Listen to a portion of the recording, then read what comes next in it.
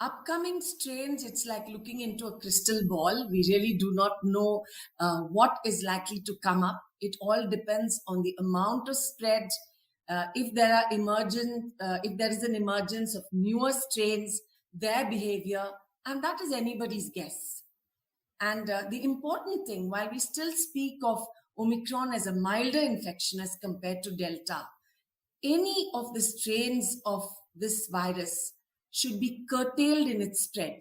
The more the virus spreads to new individuals, the more it will try to adapt in that individual and undergo genetic change. So that's something we need to keep in mind. We are all aware that it has caused largely a milder infection, but it doesn't mean we should completely let our guard down, as was earlier mentioned by Mr. Desai, that we should not let our guard down. And it's for this very reason why over this pandemic, what has really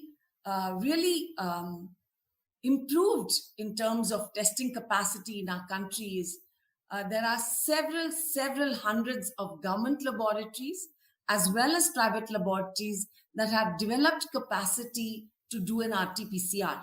So most of the RT-PCRs we use are able to pick up this Omicron, number one.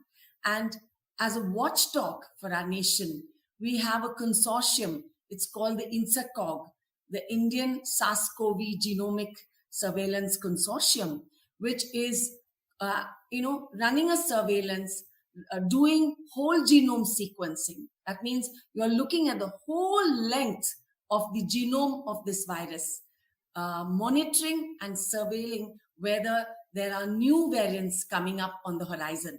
So I think our labs and our specialized institutes that can do the sequencing are very much equipped and ready to take on even a future challenge.